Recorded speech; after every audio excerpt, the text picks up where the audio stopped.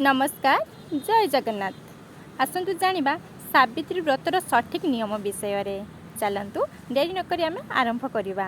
Number 1 Savitri व्रत पालन करुवा विवाहिता महिला माने कदापि कला वस्त्र परिधान करने उचित नुहे कारण कला वस्तु नकारात्मक शक्तिर प्रतीक होता है।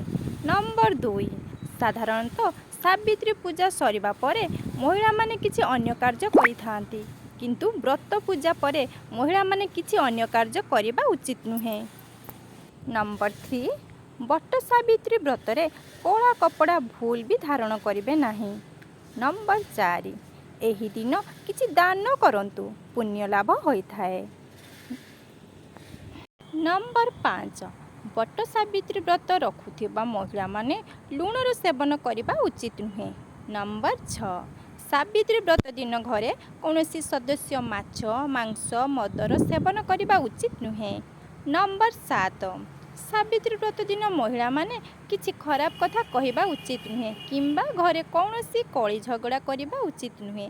नंबर 8 एही दिन बेसी समय पर्यंत शोइबा उचित नुहे।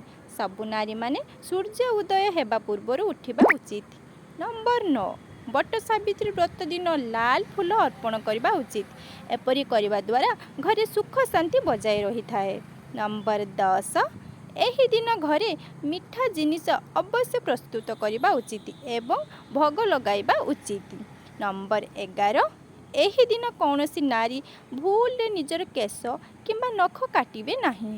नंबर 12 एही दिन कौनसी भांगी जाइथिबा चूड़ी किंबा चिराफटा लुगा पिंधिबे नहीं। नंबर 13 एही दिन मंगलसूत्र पिंधिबाकू जमा भूलंतु नहीं।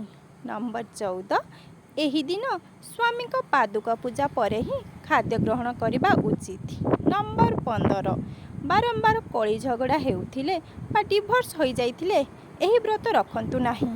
नंबर 16 एही दिन माता दुर्गा को लाल फूल चढ़ावा द्वारा शुभ होता है।